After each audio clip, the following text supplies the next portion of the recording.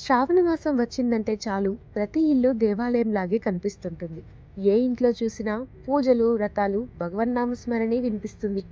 మీ ఇంట్లో కూడా చేస్తూనే ఉంటారు కదా. అయితే ఈ శ్రావణ మాసానికి ఎందుకంత ప్రత్యేకత?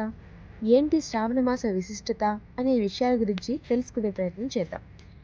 తెలుగు మాసాలన్నింటిలోకెల్లా శ్రావణ మాసం చాలా విశిష్టమైనది. జ్యోతిష్య శాస్త్ర ప్రకారం చంద్రుడు శ్రవణ నక్షత్రానికి దగ్గరగా ఉండడం వల్ల ఈ మాసానికి శ్రావణ మాసం అనే పేరు వచ్చింది. శ్రీమన్నారాయణుని జన్మ నక్షత్రం శ్రవణ నక్షత్రం అని, శ్రావణ మాసం లక్ష్మీదేవికి చాలా ప్రీతి అని పురాణాలు చెబుతున్నాయి. శ్రావణ మాసంలో అన్ని రోజులు పవిత్రమైనవే. తిథులతో కూడా సంబంధం లేకుండా అష్టమి, నవమి, అమావాస్య రోజుల్లో కూడా పూజలు, పండుగలు చేసే మాసం శ్రావణ మాసం మాత్రమే. ఈ శ్రావణ మాసంలోనే కృష్ణావతారం, హయగ్రీవ అవతారం జరిగాయని పురాణాలు చెబుతున్నాయి.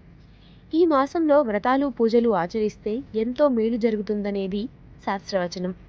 పెళ్లిళ్ళు, శుభకార్యాలకు సైతం ఈ మాసం ఎంతో విశిష్టమైనది. అందుకే శ్రావణ మాసాన్ని సౌభాగ్యాన్ని అందించే మాసమని పెద్దలు చెబుతుంటారు.